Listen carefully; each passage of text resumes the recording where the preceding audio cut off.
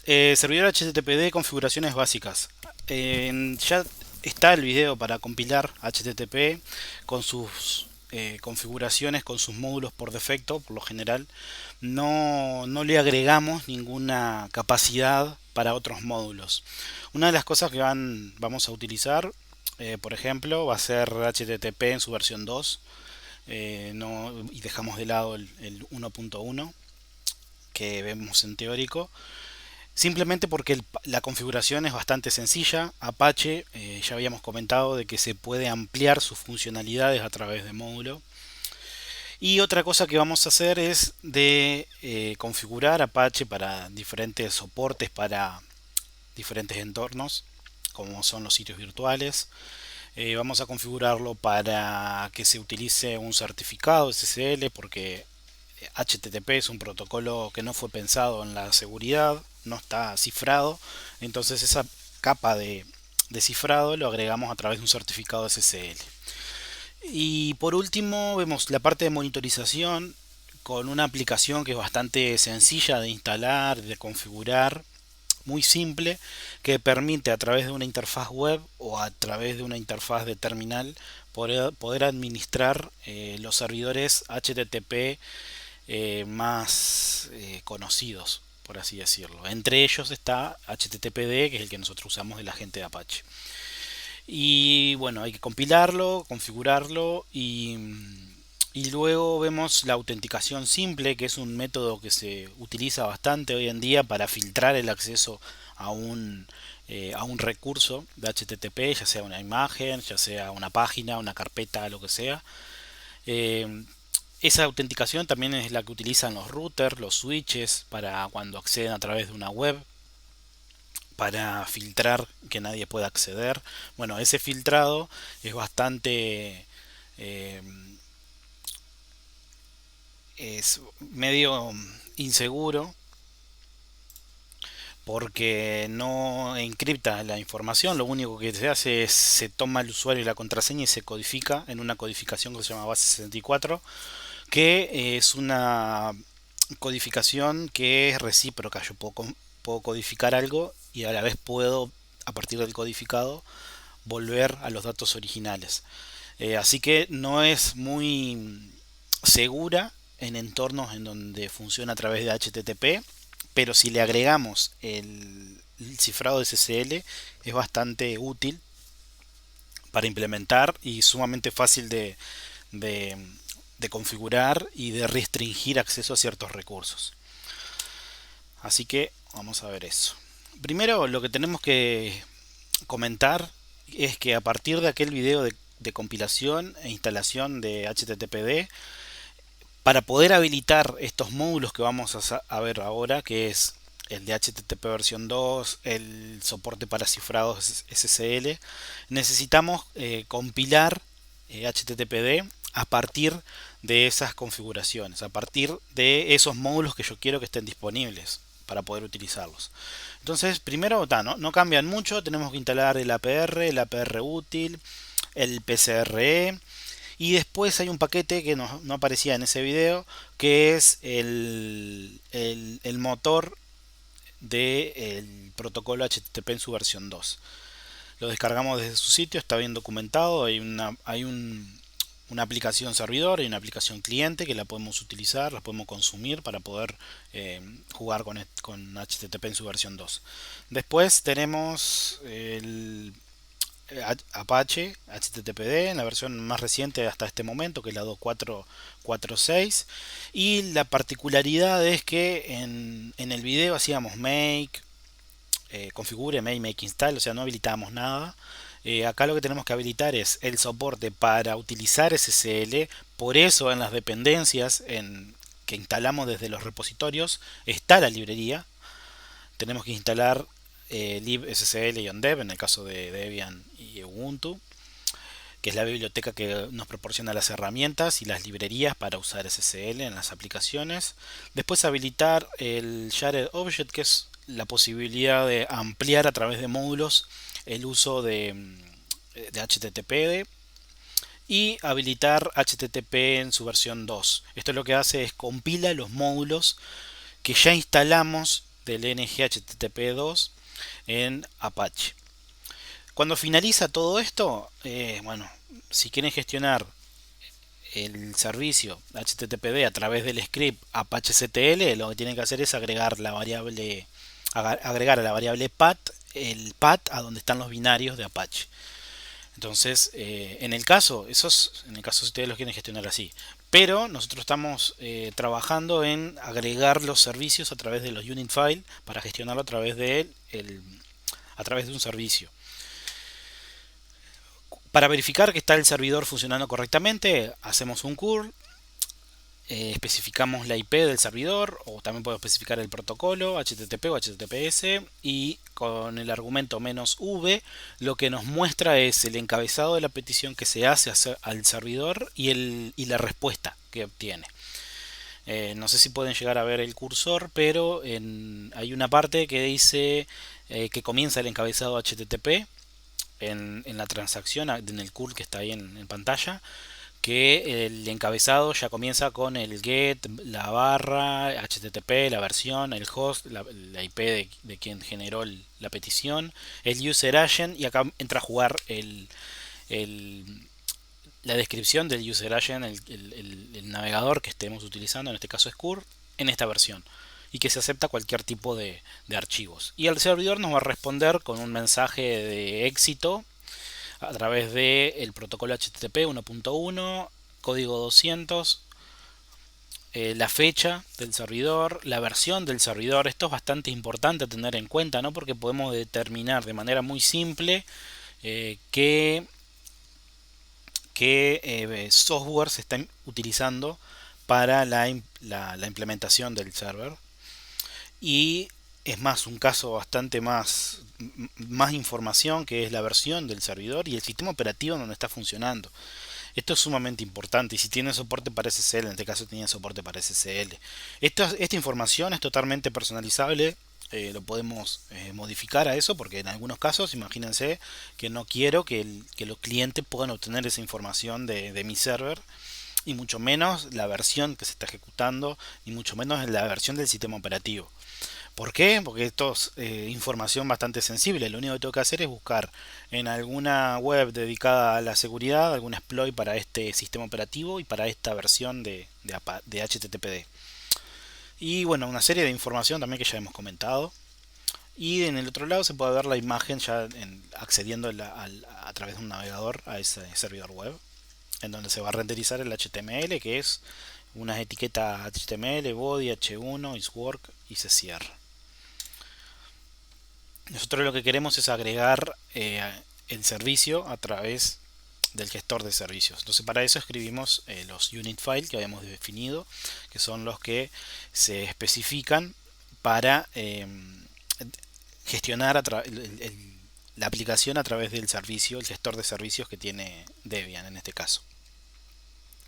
Entonces, bueno, acá les dejo en pantalla el unit file para que los puedan agregar, porque ustedes ya hicieron la compilación, pero no lo agregaron al unit file, supongo.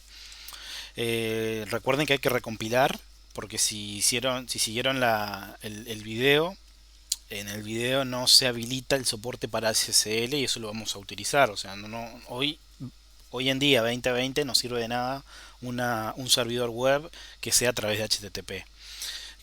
Capaz más al final de la asignatura, si nos da el tiempo, hacemos alguna prueba de concepto o algo para que vean cómo esos servicios son bastante vulnerables, y cualquiera puede obtener los datos de las transacciones que viajan a través de HTTP, a través de un man in the middle, por ejemplo. Lee todo el texto plano, y bueno, ahí sí podemos hacemos un ataque de envenenamiento ARP en los switches o en el router que se tenga. Cambiamos las IPs y las MAC de los hosts que están implicados en ese man in the middle, y podemos obtener que los datos pasen a través de un determinado host que nosotros queremos. O en el mejor de los casos, si somos los administradores del router, los routers y los firewall tienen la posibilidad de hacer un mirror a uno de sus puertos. Entonces todos los datos que lleguen de un puerto se derivan a otro. Eso queda para infraestructura 2. Bien, las directivas más comunes de HTTPD las voy a nombrar para que tengan una idea cuando estén configurando qué significan. Esto ya lo vimos en sistema operativo cuando hicimos los scripts CGI. Exec CGI, bueno, indica que se puedan ejecutar scripts CGI eh, dentro de esas configuraciones del sitio o de un sitio virtual. Follow Simply Links lo que hace es que el servidor puede seguir los enlaces simbólicos. Si en los recursos que tenemos en el servidor tenemos un enlace simbólico, algún determinado archivo, algún determinado path, bueno, que se respeten esos enlaces simbólicos. También si queremos que el servidor siga esos enlaces simbólicos, pero solo cuando el enlace y su objetivo tengan el mismo dueño. Recuerden que el servidor el proceso de HTTPD se ejecuta en un determinado contexto. Si se fijan un poco en el código, en las configuraciones del httpd.conf, van a ver que tienen un usuario y un grupo en el cual se ejecuta la instancia de ese servidor y se gestionan las peticiones de los clientes, etcétera. Recuerden de que con lo que vimos en sistemas operativos, los threads, los hilos, ¿no? Un servidor web, específicamente HTTPD, lo que hace es gestiona las diferentes peticiones a los clientes a través de un thread. Entonces llega una nueva petición, se crea un thread del proceso de HTTPD, el cual se encarga de gestionar la comunicación HTTP con el cliente. Bueno, después se pueden incluir diferentes con el comando include, hacer inclusión en el lado del servidor, en donde nosotros podemos incluir páginas HTML que son ejecutadas en cada momento, en cada pedido. Podemos ampliar, por ejemplo, los mensajes de error, personalizarlos, dar una determinada descripción que nosotros queramos. Indexes, la forma en que el servidor va a listar el contenido de un directorio. Si un cliente solicita a un directorio, Multiview, el servidor puede prever múltiples páginas para diferentes idiomas. Por eso en la petición del cliente va qué idioma el cliente va a utilizar. Imagínense que pueden tener una página web con soporte para diferentes idiomas. Entonces a través de esa petición, a través de ese atributo que está en el encabezado de la petición del cliente, el servidor puede decir, bueno, a partir de este mensaje de tus datos, te mando esta codificación, este idioma del recurso. Eso también se puede obtener por geolocalización, también mirando la IP de origen. Capaz alguna vez le debe haber pasado, si ustedes ingresan a un determinado sitio, en función de la región en la que estén, el sitio se va a renderizar en el idioma en el que estén. Prueben, por ejemplo, el navegador Tor. Entran a una página y bueno, ahí van a ver que realmente como la petición de ustedes se genera desde otra región del mundo, no lo van a ver en el idioma en la región en la que ustedes están. Hay datos que se pueden parsear diciendo, bueno, mira, forza a este determinado idioma. HTTP, para habilitar los diferentes módulos, tiene una sección, un encabezado en el cual se habilitan los diferentes módulos. En el archivo httpd.conf lo van a encontrar. En el caso de que lo hayan compilado ya con soporte para HTTPS, como mostrábamos al inicio, lo único que tienen que hacer es habilitar estos dos módulos, que es el SSL-module y el sockh-shmcb. Vean bien por qué existen otros sockh que capaz se pueden confundir. Analicen bien el nombre del módulo y bueno, ahí lo único que hay que hacer es descomentarlo. Por lo general, cuando se compila HTTPD con soporte por un determinado módulo, los datos ya se generan en el httpd.conf. Si los datos del módulo para cargar el módulo no están, es porque hubo algún problema cuando se generó el módulo. O en el peor de los casos utilizamos un módulo en el cual el programador no lo agregó por defecto a ese archivo de configuración. Para utilizarlo, para habilitarlo, se descomenta, se le quita el carácter de numeral, que es para identificar los comentarios, y ya quedaría disponible el módulo. ¿Qué tengo que hacer? Para hacerlo funcionar, reiniciar el servicio. En el caso de HTTP, para habilitar HTTPS, también necesitamos generar los certificados SSL. Para generar los certificados SSL tendríamos que tener una entidad de confianza, una entidad certificadora que se encargue de avalar a los diferentes navegadores de los clientes diciéndole, mira, fulanito te está pidiendo este contenido y el navegador identifica ese dominio, obtiene ese certificado y lo valida. ¿Qué ocurre? Para poder validar esos certificados, nosotros no vamos tenemos que o lo compramos, que bueno, eso dependiendo el ente certificador nos puede costar un precio u otro, eso varía en función de la confianza del ente. Y o la otra que podemos hacer es nosotros mismos nos generamos nuestros certificados, pero ¿qué va a ocurrir? Como esos certificados los generamos nosotros, nosotros somos el ente de confianza.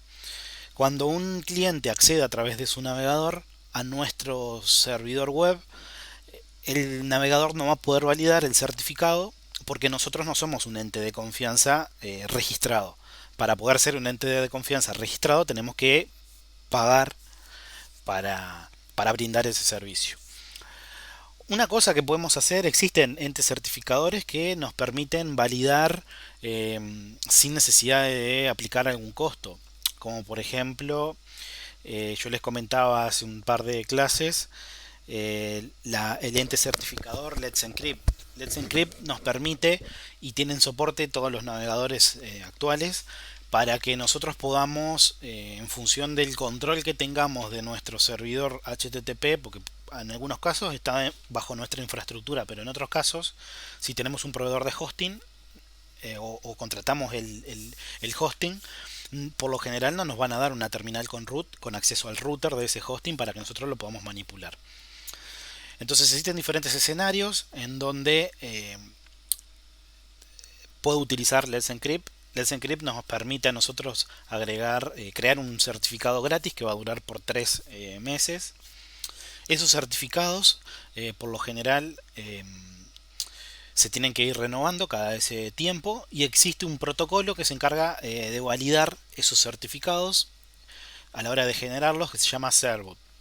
En esta asignatura no vamos a ver en profundidad eso lo vemos más en infraestructura 2, pero lo que nos permite Let's Encrypt es, si nosotros tenemos acceso físico a nuestro servidor y podemos manipular el router, por ejemplo, lo que podemos hacer es publicar nuestro servidor en la web y dejar un recurso disponible para que el protocolo Certboot se conecte contra Let's Encrypt y valide ese servicio. Para poder validarlo tenemos que tener control del servidor HTTP. ¿Por qué? Porque el protocolo nos va a exigir un determinado path a donde se va a ir a validar el certificado.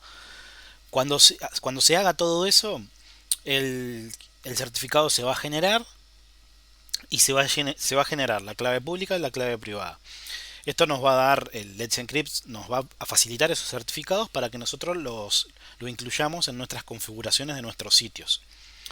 Esto es bastante útil porque imagínense, si ustedes tienen en sus casas una conexión doméstica, lo único que necesitan hacer es redirigir el puerto 80 y el 443 de HTTPS a la IP de su máquina virtual.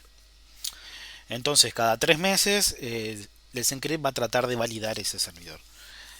Si ocurre un determinado problema, bueno, el certificado vence y los clientes, cuando vayan a acceder, se les va a indicar el navegador que utilizan, se les va a informar que el certificado venció. Existen algunos escenarios en donde se quiere tener ese control de esos certificados, como por ejemplo un sistema de finanzas, un banco, en donde imagínense que los usuarios quieran hacer diferentes transacciones. Bueno, el certificado del banco no va a estar público para que cualquiera lo pueda consultar. En esos casos el banco nos da esos certificados específicos para un determinado cliente y nosotros lo que tenemos que hacer es, en el equipo que lo vayamos a utilizar, en el sistema operativo que lo vayamos a utilizar, lo tenemos que configurar, lo tenemos que dar de alta. Por lo general nos van a dar una llave privada, una frase, lo mismo que ustedes utilizan cuando acceden a través de la VPN. ¿Cómo podemos generar certificados autofirmados? Bueno, como instalamos la librería de SSL de desarrollo, ya nos genera un binario que es OpenSSL que nos permiten generar un certificado. El, lo único que tenemos que especificarle es el formato del certificado, la validez de ese certificado, en este caso son 365 días, y el tamaño de la clave RCA, en este caso son 2048 bits. Lo que se genera va a ser una llave privada y una llave pública. Estos dos archivitos lo tenemos que tener bien almacenados porque si alguien se hace con esos archivos no pueden suplantar la identidad de ese servicio. Así que hay que protegerlo. Bueno, de la misma manera que no hay que darle a ningún usuario acceso a una terminal del servidor, ¿no? Para que no pueda acceder a estos archivos críticos, por ejemplo. Entonces, una vez que tenemos estos dos archivos, lo que tenemos que hacer es ir a las configuraciones de HTTPD. Existe un archivo por defecto en el cual cuando compilan HTTPD les va a generar una serie de archivos de configuración que están bastante bien documentados. Uno de esos archivos va a estar acá en el USR local apache 2 conf extra httpd-ssl. Ahí dentro va a estar documentado cada tipo de certificado, lo que soporta HTTPD y bueno, los números de puertos, cantidad de información referente a la conexión por SSL. Y lo único que tenemos que modificarle en esos dos archivos es el que dice SSL Certificate File, indicando la llave privada, la llave, acá me quedó mal, la llave pública. Y el segundo es la llave privada. Lo que tenemos que especificar son estos paths, ¿no? Donde van a estar esos archivos. El usuario que instancia el servicio de HTTPD tiene que tener privilegios para poder leer esos archivos, si no, no van a poder crear el servicio usando esos certificados. Entonces, una vez que hicieron eso, lo único que hay que hacer es en el httpd.conf se tiene que habilitar para que se incluya ese archivo. Por defecto esto está comentado. Entonces ustedes lo descomentan y especifican el archivo, el acceso a los certificados. Una vez que hacen eso, reinician el servicio y si no hay ningún tipo de problema, como por ejemplo que el pad exista, que los certificados existan, el servidor empieza a funcionar y automáticamente van a estar escuchando en el puerto 80 y en el puerto 443, que son los puertos por defecto que utiliza HTTPD. Como primer ejercicio, lo que hay que hacer es, cuando yo accedo a un servidor, yo esto lo voy a configurar ahora porque es muy sencillo de configurar. Lo hacemos en un par de minutos. Lo que hay que hacer es incorporar HTTPS al sitio por defecto. ¿Cómo hacemos eso? Habilitando el archivo anterior que les había comentado. Eso es sumamente sencillo. Crear los certificados, descomentar los archivos de configuración y adecuarlos a cómo nombremos los certificados. El segundo es una solicitud, redirigir a través de un mensaje 302 las solicitudes del sitio HTTP al HTTPS. ¿Qué ocurre? Cuando yo quiero redirigir esas peticiones, no quiero que el usuario a través del navegador escriba https www y mi dominio para poder ingresar al sitio. No.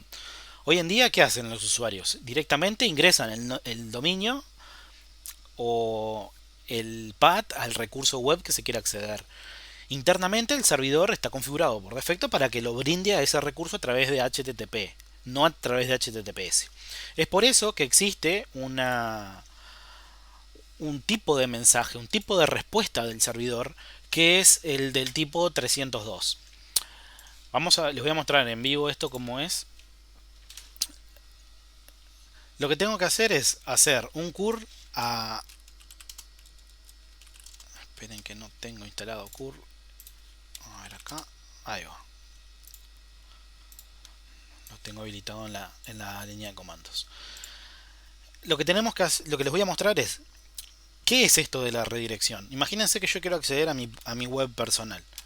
Hago curl, escribo jesusgiver.com en el navegador y vamos a mostrar en detalle la petición. Lo que no, en este caso es un contenedor, da igual si querés entrar porque es un contenedor. Bueno, acá podemos ver de que se realizó la petición de hostname, bueno, del protocolo, el path al que quiero acceder y el user agent que estoy utilizando. Y que se acepta cualquier tipo de respuesta. Acá la respuesta es esto que les estoy comentando, es un mensaje del tipo 302 en el cual se encontró ese objeto, pero como es del tipo 302, en el cuerpo de la respuesta se va a especificar el nuevo path de ese recurso. Entonces, si analizamos la respuesta, es un código HTML en el cual nos dice 302 found y nos dice found, el documento se ha movido a y nos da un link ahí para ingresar. Esto automáticamente el navegador lo interpreta como es del tipo 302 y busca este ahref en el código fuente del HTML para redirigir la petición a ese lugar, a ese path. Esta configuración, como pueden ver acá, automáticamente lo que hago es cuando el usuario ingresa, solicita el sitio, eso va por HTTP y acá lo estoy forzando a que la comunicación ya sea por HTTPS. Entonces, el usuario automáticamente va a acceder a ese nuevo recurso. Estas configuraciones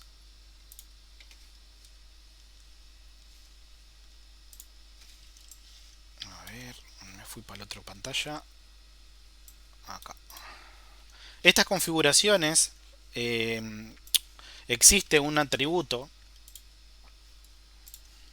en el HTTPD que tiene que agregar, que es este. En las configuraciones agregan el redirect, el path, en este caso es el sitio principal, y lo redirijo a por HTTPS y la IP de mi servidor. Esto hay que tener en cuenta de que si estoy trabajando con IPs privadas y publico mi sitio en internet no va a tener acceso a esa IP privada. Hay que considerar eso. ¿A qué atributo le agrego a esta configuración? Bien, existe un módulo que hay que habilitar, que es el rewrite, que les dejo el link ahí para que puedan investigarlo, y esto les permite redirigir accesos, o por ejemplo, imagínense que un servidor entra en mantenimiento y ustedes quieren redirigir a todos los usuarios que quieren acceder a un determinado recurso, redirigirlos a un servidor de respaldo, por ejemplo, o a un servidor que tengan para esos casos de contingencia, lo configuran de esa manera. Otra cosa importante en los servidores HTTP son el uso de los sitios virtuales. Cuando nosotros nos conectamos a través de una página, a través de un navegador, a través de un cliente, nos conectamos a una web, lo que estamos haciendo por debajo es estableciendo un socket.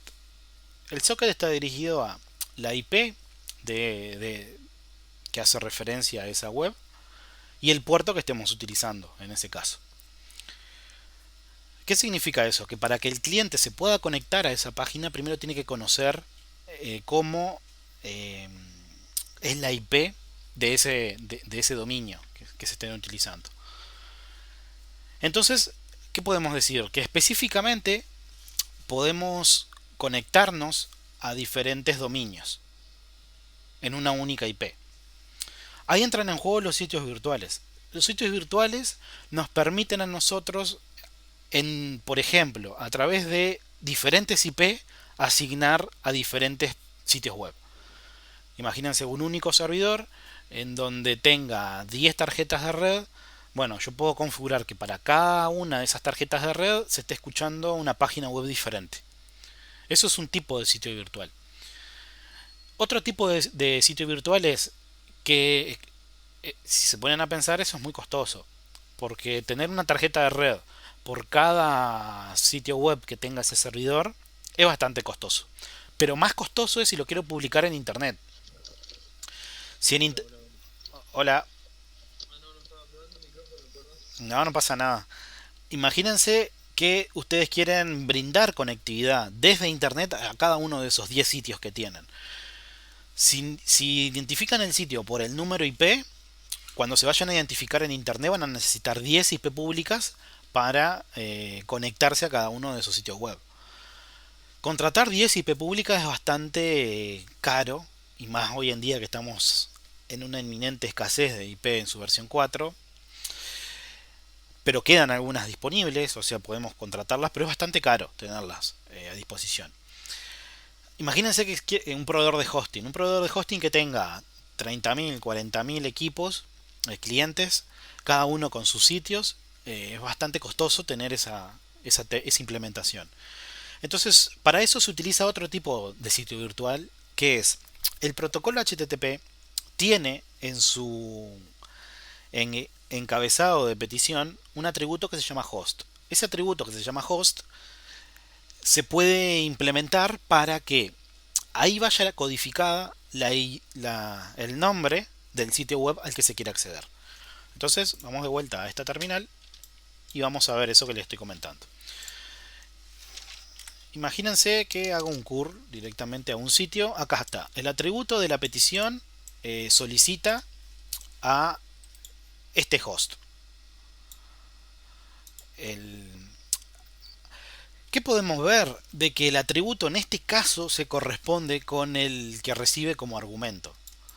Internamente, ¿qué hace? Curl se conecta a esta dirección, resuelve primero este nombre. Como yo estoy dentro de una red local a donde accedo a ese sitio, me muestra la IP de ese sitio, porque ya va a ser distinta a la pública. Si ustedes hacen esto, van a ver que acá les va a dar la IP pública que yo tenga en ese momento. Y después, en el atributo host, va a estar el, ese DNS que quiero conectarme. ¿Qué ocurre? Yo podría conectarme directamente a esta dirección IP. Podría decir curl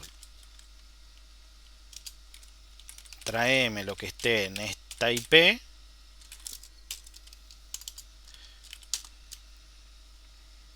y acá podemos ver de que el atributo host, acá, esto es lo que quiero que vean, el atributo host ahora hace referencia a una determinada IP, que es la que yo le especifiqué, ¿no?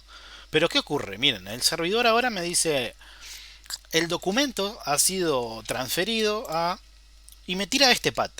Este es otro dominio que tengo, aparte de este, que también lo tengo ejecutando en ese servidor. Entonces, si yo sé la dirección IP de que se están ejecutando múltiples dominios, yo lo que puedo hacer es manipular este atributo y hacerle creer a la petición que quiero acceder a ese sitio.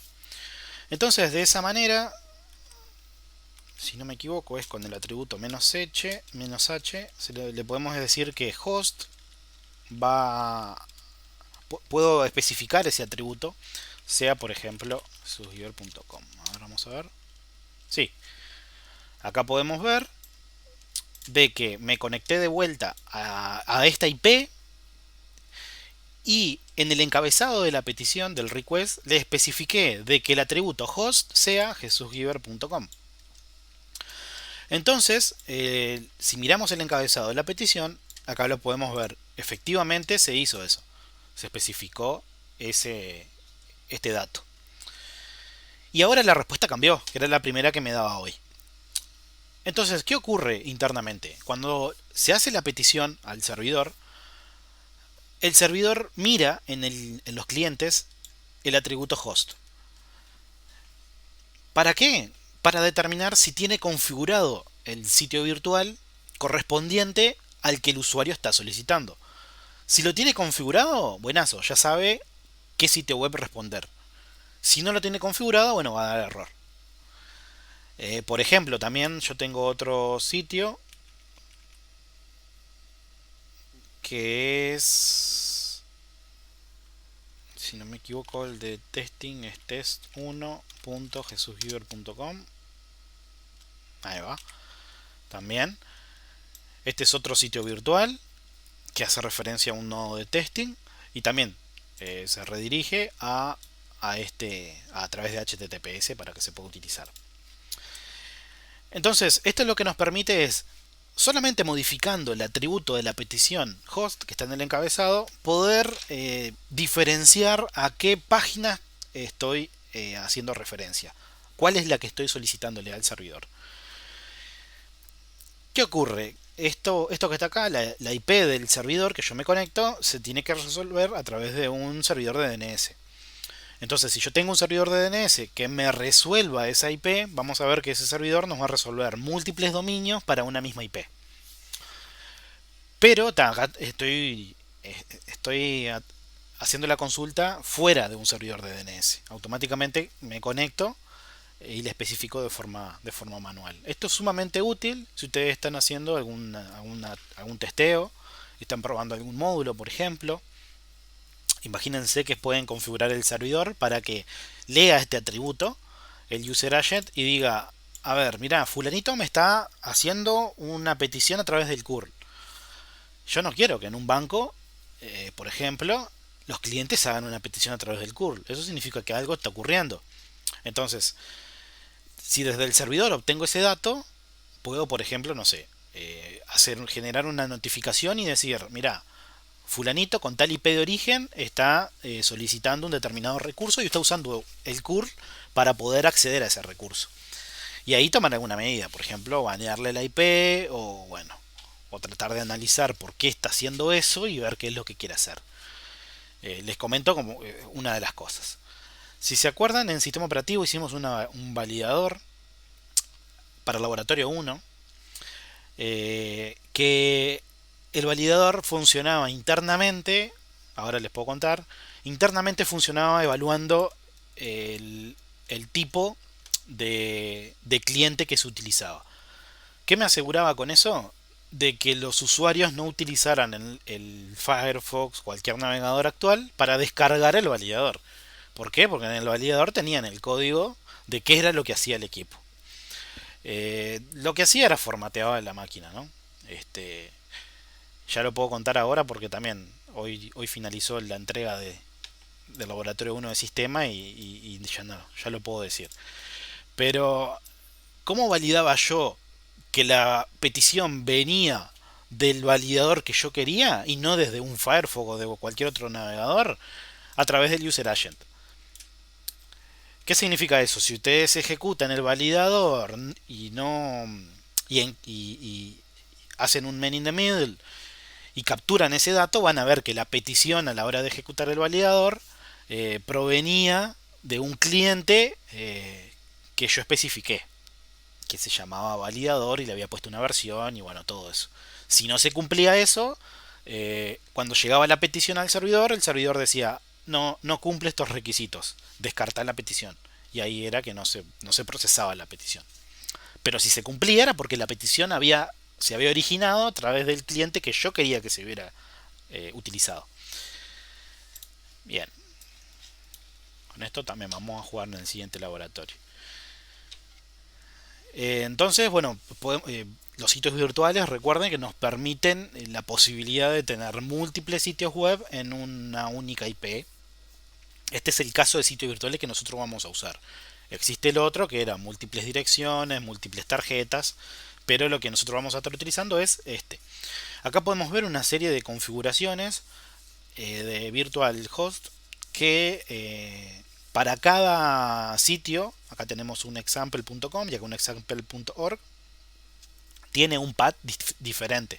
Eso a nivel del sistema de archivo, cada web de cada sitio virtual va a tener sus propios archivos web, sus propios códigos, sus propios JavaScript, sus propias hojas de estilo, sus propios logs también. Entonces con esto lo que podemos hacer a nivel del sistema de archivos es crearnos una estructura de directorios para diferentes sitios virtuales. Entonces, también podemos tener múltiples sitios virtuales asignando cada sitio virtual a un número de puerto diferente. Acá podemos ver como por ejemplo example.com está ejecutándose en el puerto 80, también en el 8080. Example.org está en el 80 y en el 8080. Le podemos poner cualquier otro tipo de puerto, siempre y cuando ese número de puerto que especifiquemos en las configuraciones de Virtual Host tiene que estar dado de alta a través del atributo listened, que estos son los sockets que se instancian cuando el proceso de HTTPD inicia. Son los que se ponen a escuchar. Recuerden que el servidor siempre está escuchando las peticiones, está escuchando para nuevos clientes. Bien, como ejercicio, crear 3 sitios virtuales: admininfra.com.uy, admininfra.edu.uy, admininfra.utec.edu.uy. Cada uno de estos sitios va a otorgar un sitio web diferente. Ustedes agréganle cualquiera, hay solamente para un distintivo para cada uno de ellos. ¿Cómo prueban esos sitios? Como acabé de hacer yo. Hago curl, paso la IP del servidor y con el argumento "-h" puedo sobreescribir un atributo del encabezado de la petición. Entonces, acá. Ustedes van a sustituir acá con el valor de cada uno de esos sitios y la respuesta tiene que ser el contenido para cada uno de esos sitios. Ese es un tipo de configuración. El otro tipo de configuración es: ustedes ingresan al archivo host del equipo local. El archivo host es un archivo, lo vamos a volver a mencionar con DNS, pero es un archivo en el cual se hace un mapeo estático de una dirección IP y un dominio a nivel del sistema operativo. No se consulta a través de un servidor de DNS. Entonces, de esta manera ustedes pueden agregar en su archivito host estas entradas, y el archivo host es bastante simple. Por cada línea es el dominio, espacio, la IP. Eso se puede verificar para después abrir un navegador web e ingresar inmediatamente el dominio que yo quiero acceder. Eso se consulta ese archivito host y ahí resuelve la dirección IP. Ahí el navegador genera el socket para que se pueda conectar a esa IP. Y bueno, ahí va a obtener el resultado de esa web. Existe una entrada en los archivos de los sitios virtuales y de cualquier sitio web en HTTPD que nos permiten monitorear a las diferentes peticiones. Ese archivito de monitoreo, que son los archivitos, los logs, que nos permiten obtener la información de cada una de las peticiones que hacen los clientes. Por ejemplo, un cliente accede a una web a través de un navegador en un determinado momento del día. Se genera una entrada en ese archivo, en esos archivos, para identificar de que se generó tal transacción y esa transacción terminó con tal código de error y algún que otro mensaje. Por ejemplo, también existe otro archivo que es para los errores. Cuando quieren diagnosticar por qué hay un determinado error, por ejemplo, no sé, un usuario quiere acceder a un recurso y el recurso está ingresando mal la contraseña, miren ahí a ver qué tipo de información les da. Por ejemplo, les voy a mostrar acá en uno de mis sitios.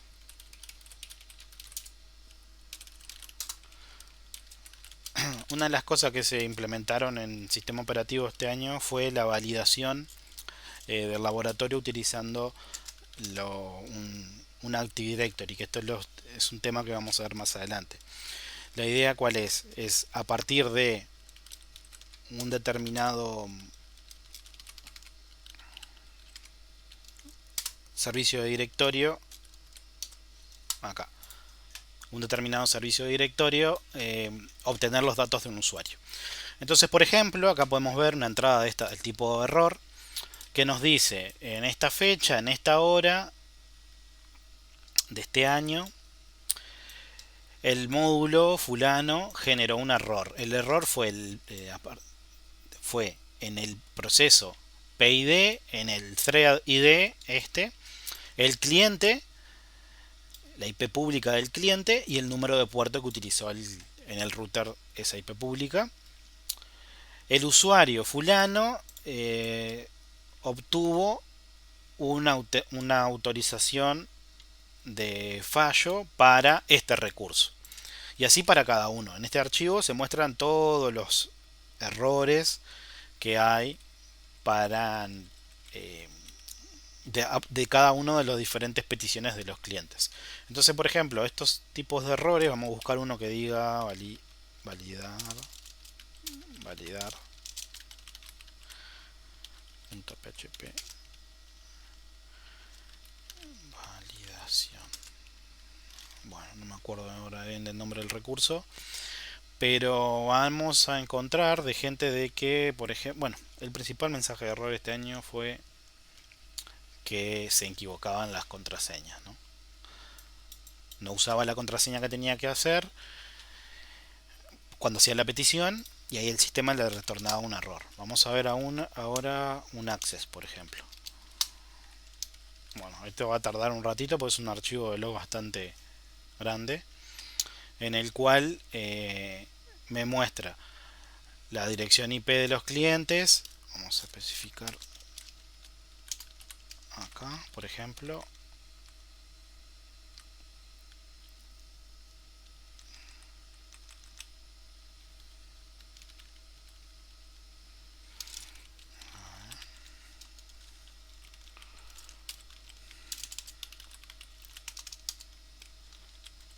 Bueno,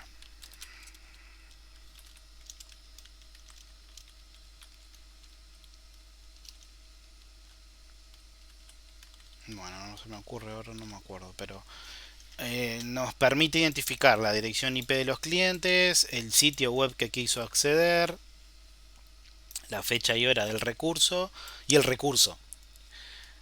En este caso se quiso acceder a este recurso a través del método GET y usando el protocolo HTTP en su versión 1.1 y el servidor respondió 200. En este caso es una respuesta exitosa. Y esto es el tamaño de la petición. Todo este tipo de información nos pueden servir para identificar diferentes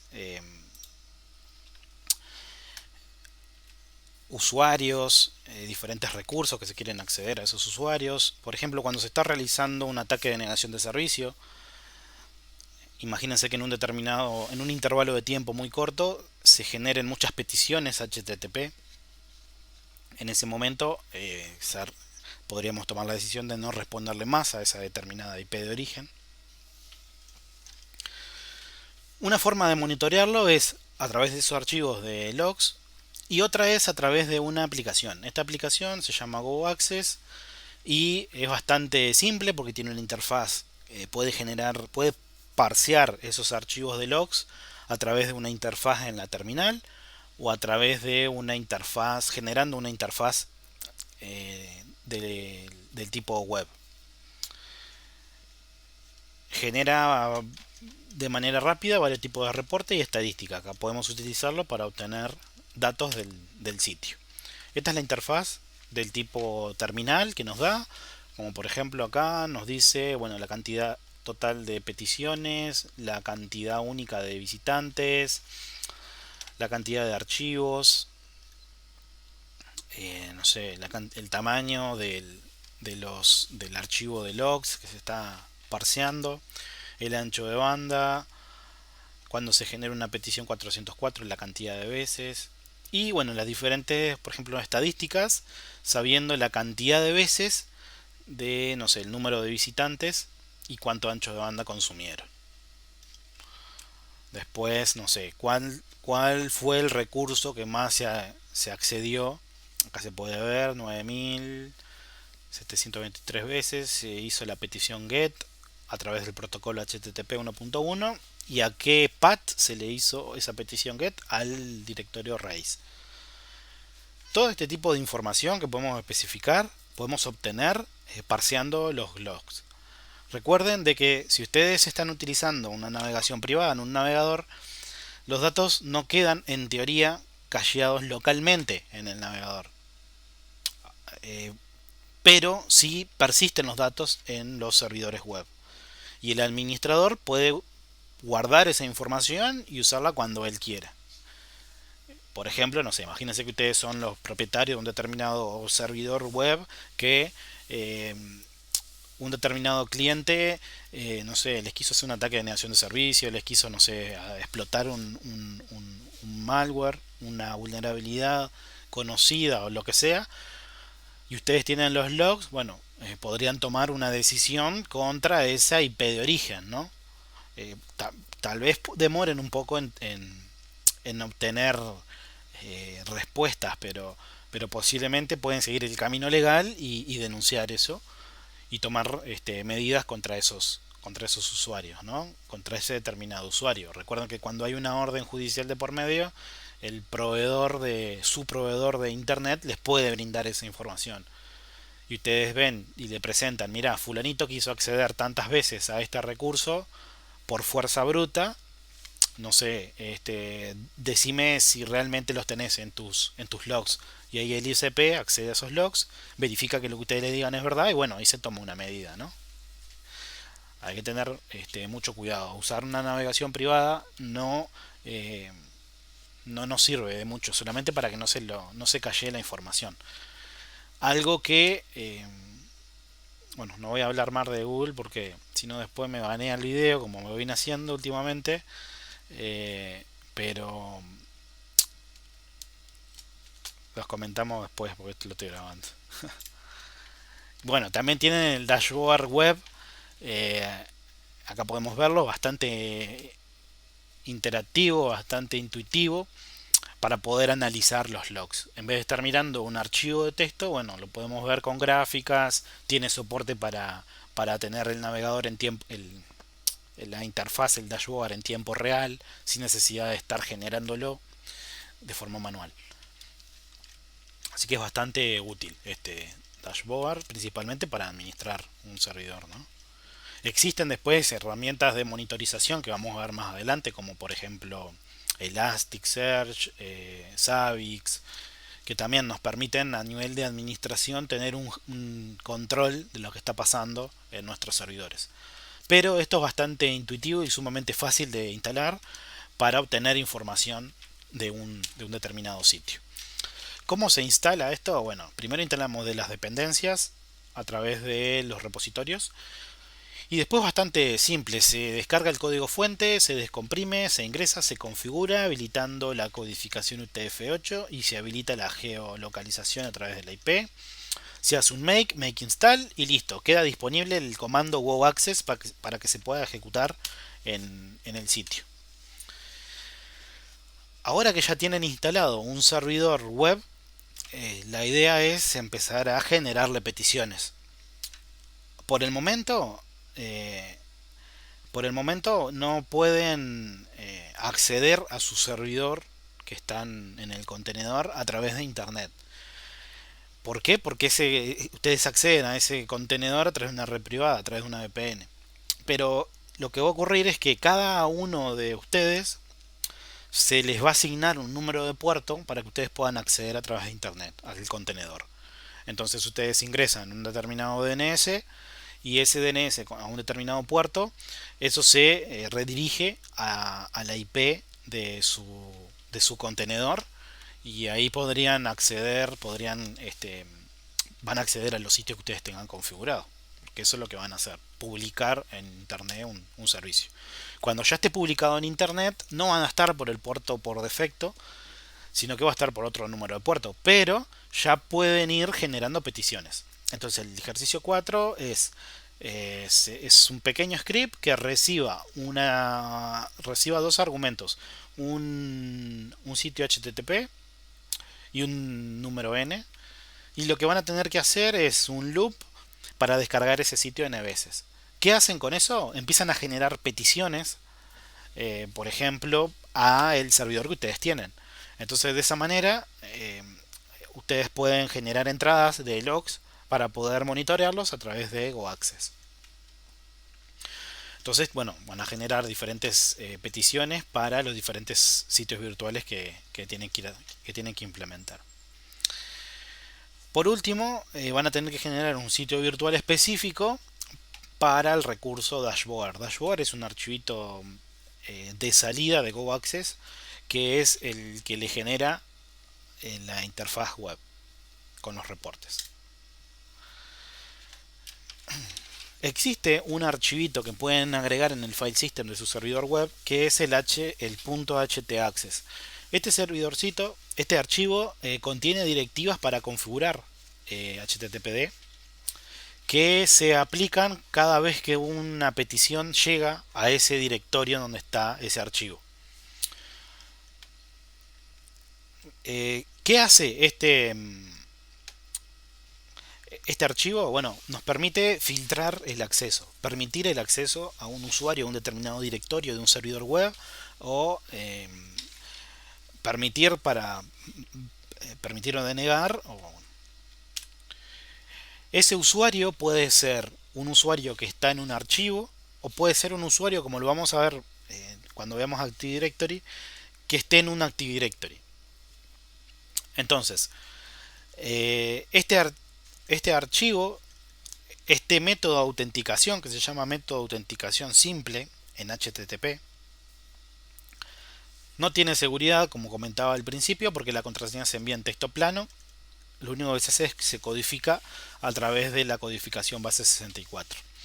¿Cómo se genera este archivo? Se invoca a la aplicación htpasswd, se especifica el path a donde crear ese archivo y se le pasa como argumento el nombre del archivo. Ahí se va a solicitar una contraseña y la confirmación de esa contraseña.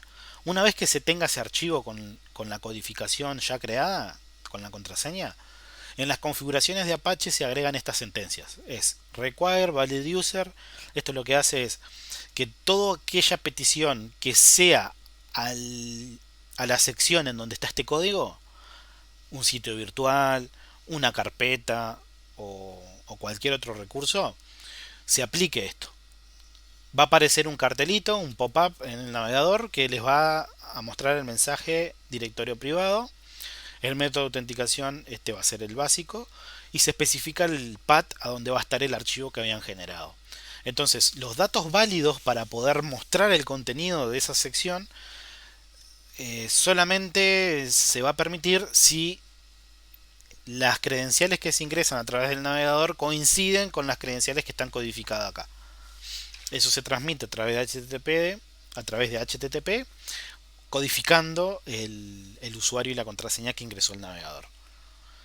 Si lo ven a bajo nivel, esto lo que hace es en el http en vez de especificarle la IP, especifica usuario contraseña IP. Si no me equivoco es ese orden, pero es usuario contraseña y luego la IP. Por último, como último ejercicio, es proteger el sitio virtual del dashboard utilizando este tipo de autenticación. ¿Cómo lo hacen? Fácil. Ejecutan este archivo a un determinado path, crean un nombre de usuario y después le agregan a la sección en donde tienen ese sitio virtual, le agregan estas configuraciones.